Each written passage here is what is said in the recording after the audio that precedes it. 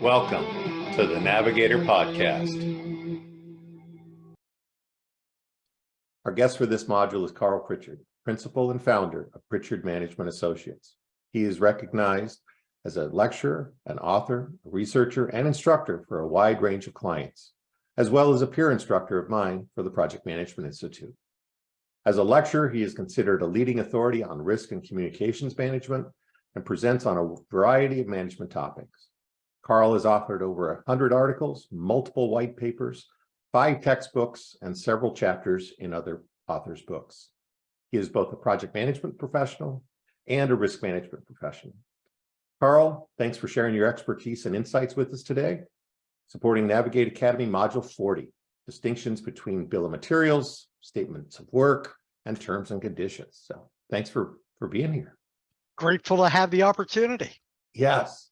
So, we've been peers for a long time, but how often do you see people confusing or collapsing, like BOM and SOW and T's and C's? And then what's the impact when they do?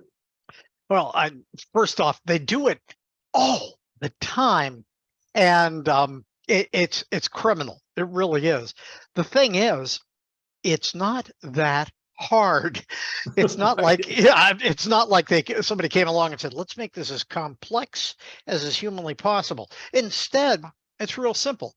Statement of work is, okay, what are we doing? Bill of materials, what are we delivering? And terms and conditions are the legalese. That's the side that basically says, here's the bubble in which you have to exist. Exactly. And if people can just understand that, and if they don't like my definitions, here's the beauty of it. Make them up. No, I'm serious. The person who controls the language and the lexicon controls the conversation. And unfortunately, a lot of people don't realize that and figure, well, I'll just let anybody pick out their own definitions. And that's where you wind up with that weird amalgam of people trying to misuse and abuse those terms in such a way that nobody understands what anybody's talking about. Right. Well, and then it gives them permission to either use all of them or parts of them or none of them. And it's like going, it's a package, guys. All 3 have to be there. Yeah, and without one, you miss out on all the fun. You can have a beautiful statement of work, a lovely bill of materials, but if you don't understand the environment, that bubble, that legal bubble, the T's and C's, Yep. It's a waste of time. Got it. So what lessons do you focus on? Again, you've taught around the world. What do you focus on when you play with scopes of work or statements of work? Well, generally speaking, here's the trick of the trade. Here's today's big take home, and that is adjectives. I was an English and journalism major in college. Proof that project management is the accidental profession. And one of the things that we used to get dinged for big time in journalism school was adjectives. People drop in every time you see an adjective in a statement of work, in a bill of materials, or in the terms and conditions. Alarm bells should go off in your head. Right. Yeah, it should be that, whoa, time. What do we mean when we say effective? You used effective here. It says create an effective. What do we mean by effective? Give me a definition of that. Now, if they don't have a definition of that, and you come up with the definition, you win. Right. Every time. And in integration, they often use the word like seamless. And it's like, or the word just integration. It's like, that's going to hurt. So I just highlight. I get my highlighters out and I'm like, what does this word mean? What is this word? Yeah, so given that, I think is the follow-on is what are risks that can occur around, I'll just say, poor project scoping? Well, it's interesting, and this goes back to how long we've been hanging out at PMI, and that is back in the, it was mid to late 1990s, PMI did a study on the risks on projects, and the number one risk that was identified in this comprehensive, exhaustive study was fuzzy requirements.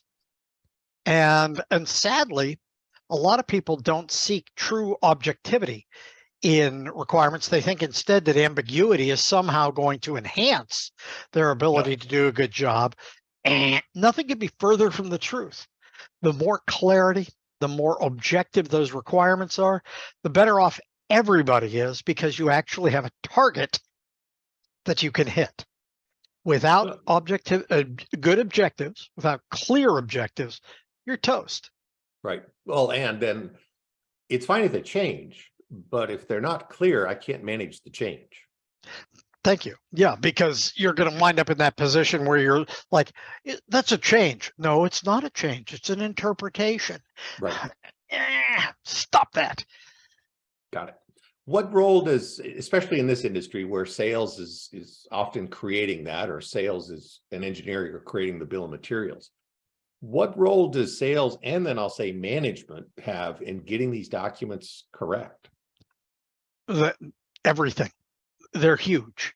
And this is why we need to sit down, hold their hand, say nice things to them, and say, I'll tell you what, I'd love to go along. I'll generally be a fly on the wall, but if I see you doing something that's going to cause us just inestimable harm into the future, I'll stop you. And please give me license to stop you. Let me go back and make sure that it is objective. Let me go back and make sure that if you're putting in an adjective, I get to define the adjective. I get to be the one who says what efficient means. And as long as we have that understanding with our management, with our salespeople, we're in much better shape. The real tragedy is some organizations not only won't let the project manager go in on the sales call, they won't let the project manager actually see the final contract, right, which is lethal.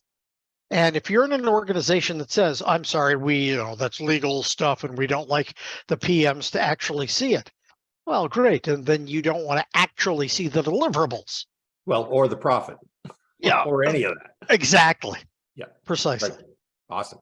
So what we highlighted your book, the Project Management Communications Toolkit, amongst your 5. So you're way ahead of me on that.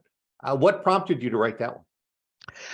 It was frustration. There has historically been, and this will date this, the very first edition of what was called the PMI Book of Forms. Yes. I got it with a 3.5-inch floppy.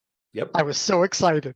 Yeah. But it came with a 3.5-inch floppy disk, and it's still out. I mean, it comes out with, a link to get all the templates and so forth.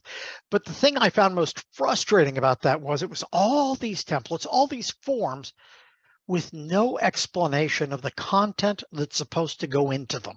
Right. And that's what prompted me to write my book, was because it was just somebody somewhere needs all those forms. They do, no doubt about it.